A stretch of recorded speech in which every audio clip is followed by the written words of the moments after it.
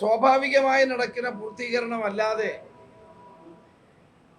മറ്റ് പുതിയ ഒരു വികസന പദ്ധതിയും കേരളത്തിൽ ഇടതുപക്ഷ മുന്നണി ഗവൺമെന്റിന് ആരംഭിക്കാനോ പൂർത്തീകരിക്കാനോ കഴിഞ്ഞിട്ടില്ല. ഇന്ന് ഡൽഹി പോയിരിക്കുകയാണ് മുഖ്യമന്ത്രി. ഇനിയും ഭരണം അവസാനിക്കാൻ 7 മാസം മാത്രമുള്ളപ്പോൾ ഡൽഹിയിൽ പോയി എന്ത് വികസന പദ്ധതി കൊണ്ടുവരാനാണ് അദ്ദേഹം ശ്രമിക്കുന്നത്? അപ്പോൾ ഇത് ആളുകളെ കബളിപ്പിക്കുക മാത്രമാണ്. സ്വന്തം മാതാവിനെ കാണുമ്പോൾ പോറ്റമ്മയെ മറക്കുന്ന കുട്ടികളുടെ സ്ഥിതിയാണ് ഇന്ന് കേരളത്തിലുള്ളത്.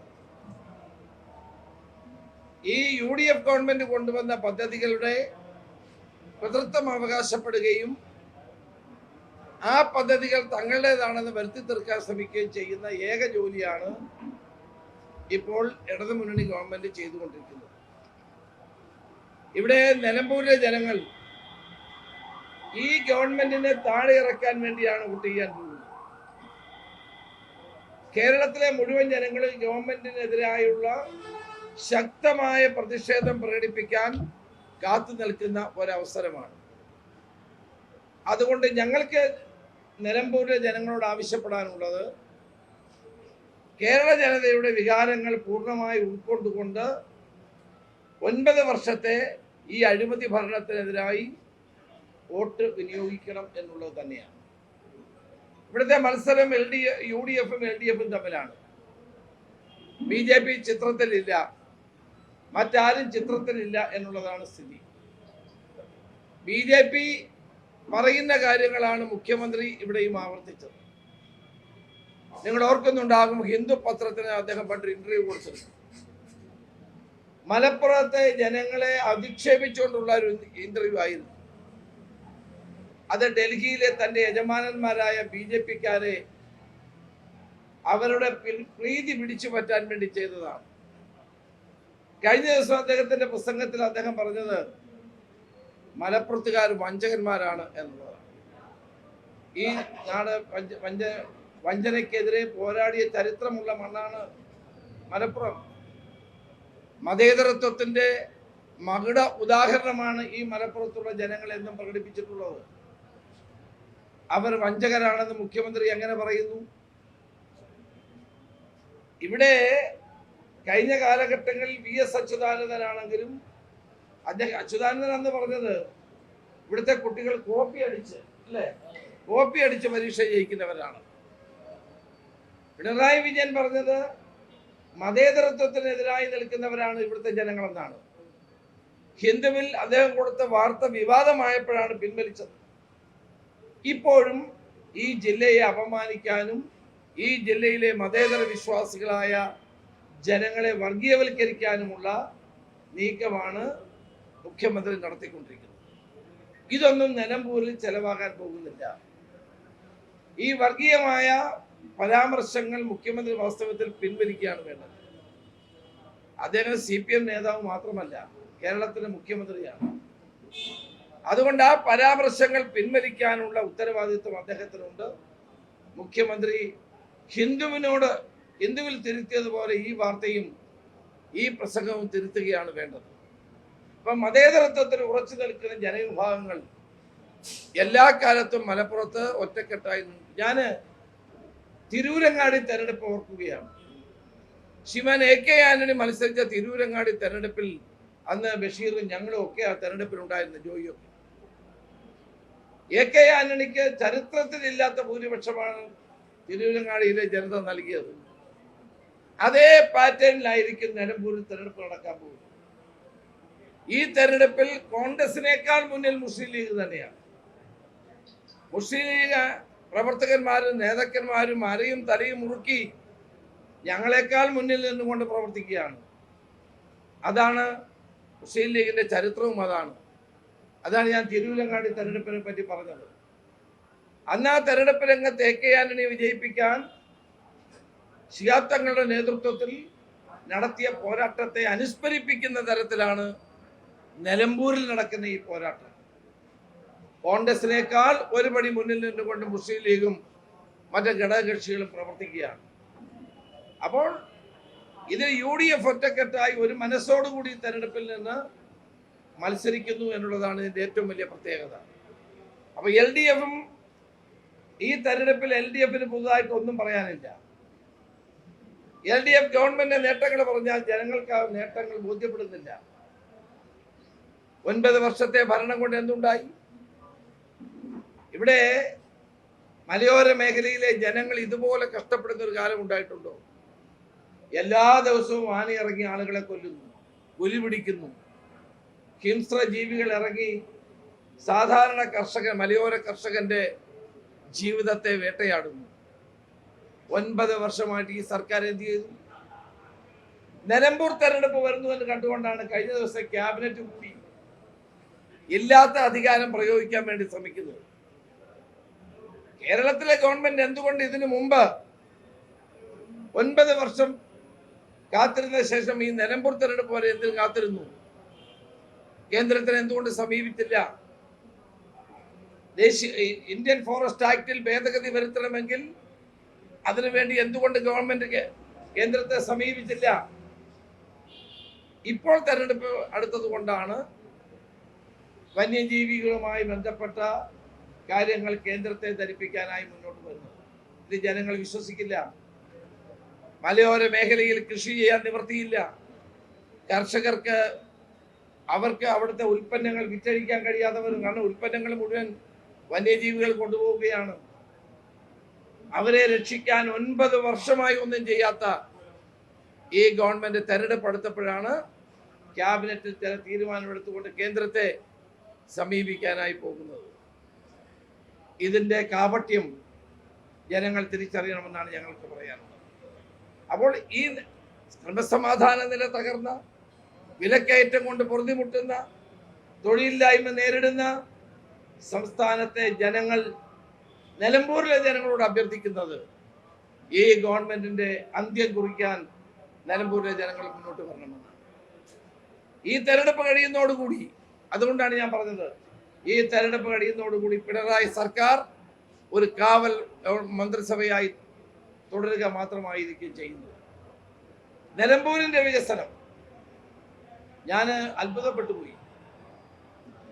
ആര്യാടൻ മുഹമ്മദ് മന്ത്രിയും MLA-യും ഒക്കെ ആയിരുന്ന കാലഘട്ടത്തിൽ നടത്തിയ വികസനമല്ലാതെ കഴിഞ്ഞ 9 വർഷക്കാലം ഒരു വികസനം ഇവിടെ ഉണ്ടായിട്ടില്ല.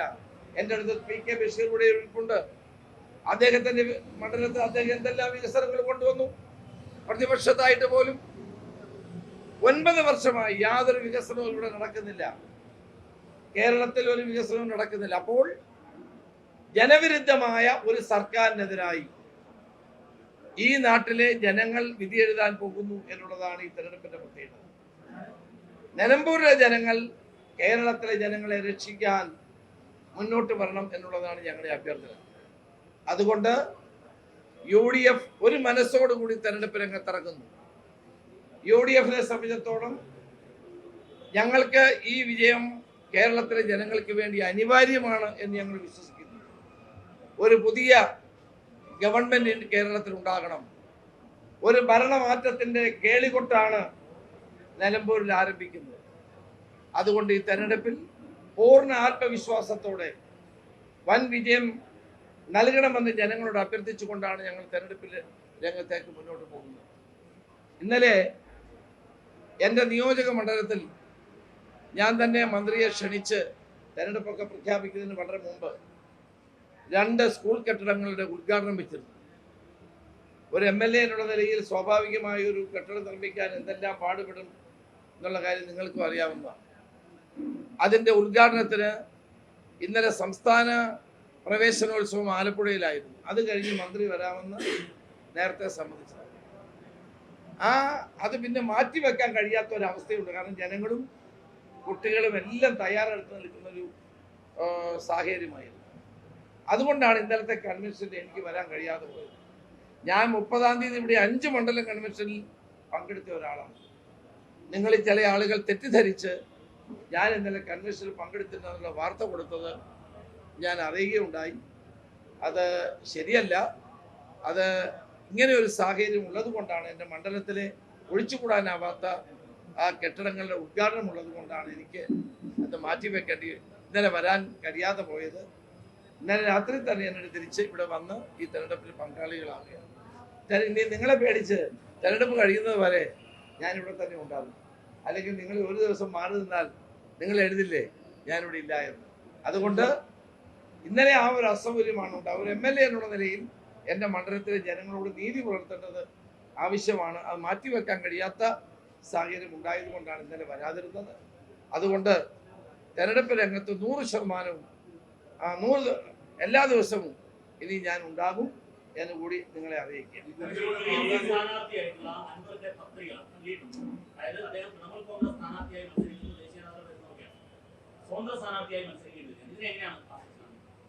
അല്ല, അത് അവരുടെ കാര്യമാണ്, അത് ഞങ്ങളെ ബാധിക്കുന്ന കാര്യമല്ല. ഞങ്ങളിപ്പം മറ്റ് സ്ഥാനാർത്ഥികളെ പറ്റി അങ്ങനെ കുറ്റം പറഞ്ഞു പോകുന്ന ശൈലി ഞങ്ങൾക്ക് ആർക്കുമില്ല. അതുകൊണ്ടാണ് ഞങ്ങൾക്കെതിരെ പറയുന്നതിനൊന്നും ഞങ്ങൾ മറുപടി പറയാത്തത്. ഞങ്ങൾ ഈ തെരഞ്ഞെടുപ്പിനെ രാഷ്ട്രീയമായിട്ടാണ് കാണുന്നത്. ഈ തെരഞ്ഞെടുപ്പ് രാഷ്ട്രീയമാണ്. കേരളത്തിൽ 9 വർഷം ഭരിച്ചു മുടിച്ച ഒരു സർക്കാരിനെ മാറ്റാനുള്ള തെരഞ്ഞെടുപ്പാണ്. അതുകൊണ്ട് ഞങ്ങൾ ഇതിനെ വ്യക്തിപരമായി ആരെപ്പറ്റിയും പരാമർശിക്കാൻ ആഗ്രഹിക്കുന്നില്ല. രാഷ്ട്രീയമായ വിഷയങ്ങൾ ഉന്നയിച്ചുകൊണ്ട് ജനങ്ങൾ രാഷ്ട്രീയമായി വോട്ട് ചെയ്യണമെന്ന് ഞങ്ങൾ അഭ്യർത്ഥിക്കുന്നു.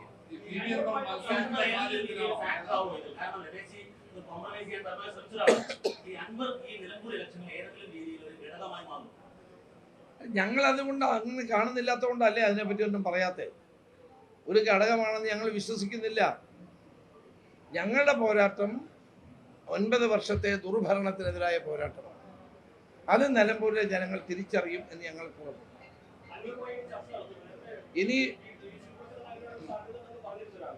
ഇനി ഒരു സാധ്യതയില്ല, ഇനി ഒരു ചർച്ചയില്ല. ഇനി ജനങ്ങളുമായിട്ട് മാത്രമേ ചർച്ചയുള്ളൂ. ഞങ്ങൾ നിലമ്പൂരിലെ ജനങ്ങളുമായിട്ട് മാത്രമേ ചർച്ചയുള്ളൂ.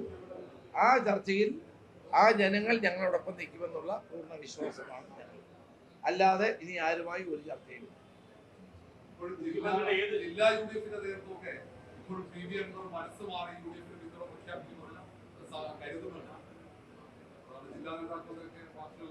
അല്ല, അതെനിക്കറിയില്ല. ഏതായാലും ഞങ്ങൾ ഞാൻ ചർച്ചയിൽ ഉണ്ടായിരുന്ന ഒരാളാണ്. ഞങ്ങളാരും ഇനി ഒരു ചർച്ചയ്ക്കില്ല. അതിൻ്റെ സമയമൊക്കെ കഴിഞ്ഞു പോയി. ഞങ്ങൾ ജനങ്ങളുമായിട്ട് മാത്രമേ ഇനി ചർച്ചയ്ക്കുള്ളൂ. ആ ചർച്ചയിൽ ജനങ്ങൾ ഞങ്ങളുടെ പക്ഷത്ത് നിൽക്കുമെന്നുള്ളതാണ് ഞങ്ങളുടെ വിശ്വാസം. മുഖ്യമന്ത്രി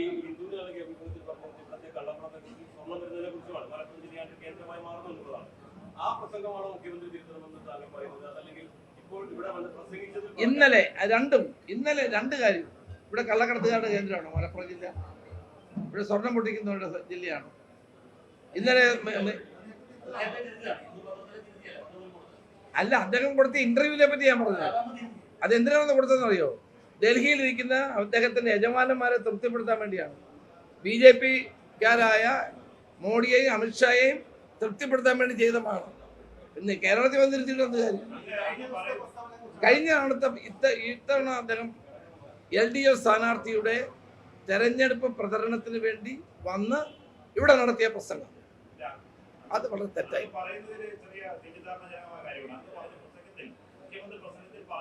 ഒരു വഞ്ചനയുടെ ഫലമാണ് ഇന്ന് നിലമ്പൂരിൽ ഒരു ഉപതെരഞ്ഞെടുപ്പ് ഉണ്ടായത്. ആ വഞ്ചനയ്ക്കെതിരെയുള്ള ജനവിധിയാകണം തെരഞ്ഞെടുപ്പിൽ റിസൾട്ട് വരേണ്ടത്. അത് വഞ്ചിച്ച ആളുടെ പേര് പറഞ്ഞില്ല എങ്കിലും ഇന്ന് സ്വതന്ത്ര സ്ഥാനാർത്ഥിയായി മത്സരിക്കുന്ന ഒരാളെ കുറിച്ചാണ് പറഞ്ഞത്. അങ്ങ് ഇപ്പൊ വാർത്താ സമ്മേളനത്തിൽ മറുപടി പറയുന്നത് തെറ്റിദ്ധാരണ ജനകമാണ്. മലപ്പുറത്തെ ജനങ്ങളെ വഞ്ചകരായി എന്ന് പറഞ്ഞു. അങ്ങനെ പറഞ്ഞില്ല. ഒന്നുകിൽ അങ്ങ് വാർത്ത വായിച്ച് തെറ്റുണ്ടാവും, അല്ലെങ്കിൽ ആ പ്രസംഗം കേട്ടതാണ്. ഞാൻ വാർത്ത വായിച്ചു, ശ്രദ്ധിച്ചു. അദ്ദേഹം ആരാണ് വഞ്ചകൻ എന്താ പറയാഞ്ഞേ? ജനങ്ങളെ മൊത്തം പറഞ്ഞോ? ഒരു മിനിറ്റ്. ഇവിടുത്തെ ജനങ്ങൾ മുഴുവൻ വഞ്ചകരാണോ? നിലമ്പൂരിലെ ജനങ്ങളാണോ വഞ്ചകർ? ആരാ വഞ്ചകർ? അത് പിണറായി വിജയൻ പറയണമെന്നേ.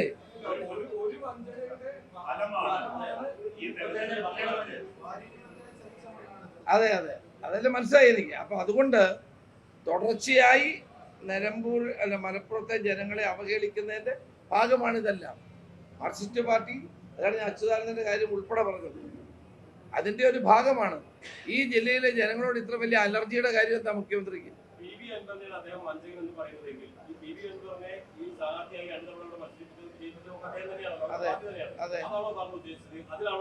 വല്ല സംശയമുണ്ട്? 9 വർഷം 2 തവണ അദ്ദേഹത്തെ കൂടെ കൊണ്ടു നടന്ന ആരാണ്? അദ്ദേഹത്തിന് സീറ്റ് കൊടുത്ത ആരാണ്? ഞങ്ങളാണോ? ആ കൊടുത്ത ആള് ഇപ്പം നിലപാട് മാറ്റുമ്പോഴാണോ അദ്ദേഹം വഞ്ചകനാകുന്നത്? അപ്പൊ ഇതെല്ലാം ജനങ്ങൾ കണ്ടുകൊണ്ടിരിക്കുകയാണ്. ഈ വസ്തുത മുഖ്യമന്ത്രി മനസ്സിലാക്കുകയാണ് വേണ്ടത്. അദ്ദേഹം പാർട്ടി നേതാവ് മാത്രമല്ല, കേരളത്തിലെ മുഖ്യമന്ത്രിയാണ്.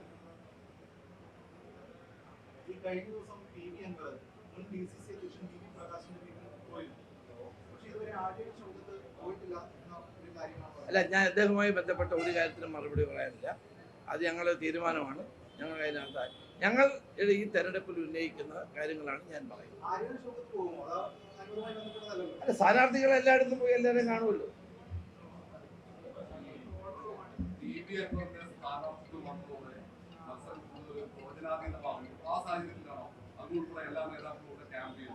ഒരു പ്രവചനാതീതവുമല്ല. UDF-ന് വൻ വിജയം ഉണ്ടാകാൻ പോകുന്ന തെരഞ്ഞെടുപ്പാണ്. ഞങ്ങള് ഉപതെരഞ്ഞെടുപ്പുകളിൽ ഞങ്ങൾ വന്നില്ലേ, നിങ്ങൾ പിറ്റേ ദിവസം തൊട്ട് എഴുതത്തില്ലേ ഞങ്ങൾ വന്നില്ല. അപ്പൊ അതുകൊണ്ട് എല്ലാ നേതാക്കന്മാരും ആവശ്യമുള്ള സന്ദർഭങ്ങളിൽ എവിടെയെല്ലാം വരണം എന്ന് തീരുമാനിച്ചിട്ടുണ്ട്. മക്കയിൽ പോയ തങ്ങള് വന്നില്ല എന്ന് നിങ്ങൾ പറഞ്ഞില്ലേ? അപ്പൊ അത്തരം പ്രചരണങ്ങൾ ഒഴിവാക്കണം. അത് ശരിയല്ല. ഇപ്പൊ എല്ലാ നേതാക്കന്മാർക്കും എല്ലാ ദിവസവും തെരഞ്ഞെടുപ്പ് പ്രചരണത്തിൽ വരാൻ പറ്റുമെന്ന് വരില്ല. CPM-ന്റെ എത്ര നേതാക്കന്മാർ വരാതിരുന്നു? നിങ്ങളാരും എഴുതിയില്ലല്ലോ. CPM-ന്റെ എത്രയോ പ്രമുഖ നേതാക്കന്മാർ തെരഞ്ഞെടുപ്പിൽ വന്നില്ല, കൺവെൻഷന് വന്നില്ല.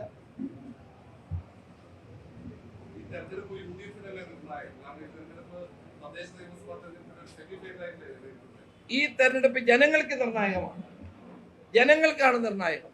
9 വർഷത്തെ ഈ അഴിമതി ഭരണത്തിന് എതിരായ വിധിയെഴുത്ത് നടത്താനുള്ള നിർണായകമായ തീരുമാനമെടുക്കാൻ ആഗ്രഹിക്കുന്ന കേരള ജനതയാണ് നിലമ്പൂരിലെ ജനങ്ങളോട് UDF വോട്ട് ചെയ്ത് ആര്യാടൻ ഷൗക്കത്തിനെ വിജയിപ്പിക്കണം ആവശ്യപ്പെടുന്നത്.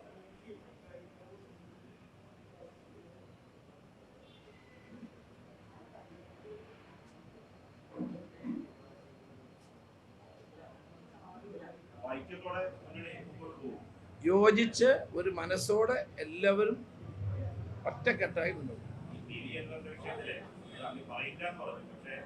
ലീഗില് ചെറിയ അതിർത്തിയുണ്ട്. കാരണം അത് നല്ല രീതിയിൽ ലൈസനായി ഒരു നേതാക്കൾ മുമ്പോട്ട് കൊണ്ടുപോയി. പക്ഷേ ചെറിയ എടുത്തുചാടലും പ്രമുഖരും ഒക്കെ പ്രശ്നം ഉണ്ടാക്കി എന്നൊക്കെ ലീഗിന്റെ നേതൃയോഗത്തിൽ വിമർശനം ഉണ്ടായെന്ന് പറഞ്ഞു. ഞാൻ ഒരു കാര്യം പറയാം. നേതാവിന്റെ പക്വത കുറവാണ് പ്രശ്നം ഉണ്ടാക്കിയതെന്ന് പറയുന്നുണ്ട്. ഏകാധിപത്യപരമായി പോകുന്നു, കൂട്ടത്തിലാവത്ര പോകുന്നില്ല, മുതിർന്ന നേതാക്കൾ മാനിക്കുന്നില്ലെന്നൊക്കെയാണ് വാർത്തകൾ വരുന്നത്. അങ്ങയുടെ ശ്രദ്ധയിൽ അങ്ങനെ? അത് കൈരളിയും ദേശാഭിമാനിലും വന്ന വാർത്തയാണ്, അല്ലാണ്ട് വേറൊന്നുമില്ല.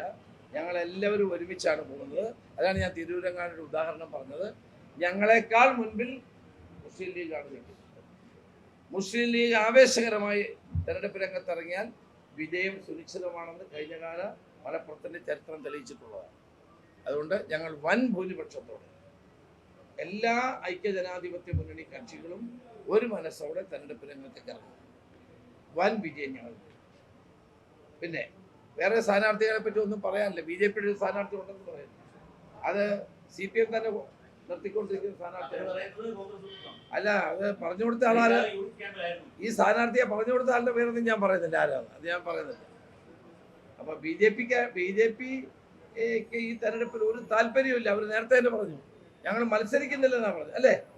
നേരത്തെ രാജീവ് ചന്ദ്രശേഖരൻ പറഞ്ഞു ഞങ്ങൾ മത്സരിക്കുന്നില്ല. അപ്പൊ വഴിയെ പോയ ആരാണ്ട് ഇപ്പം BJP-കാരായ സ്ഥാനാർത്ഥിയെ നിർത്തിയിരിക്കുക. അപ്പൊ അതിനൊന്നും വലിയ കാര്യമില്ല. അപ്പൊ ഈ പോരാട്ടത്തിൽ ഒരു സംശയവും വേണ്ട. ഞങ്ങളുടെ അഭ്യർത്ഥന UDF സ്ഥാനാർത്ഥി ആര്യാടൻ ഷൗക്കത്തിനെ വൻ ഭൂരിപക്ഷത്തോടെ വിജയിപ്പിക്കണം.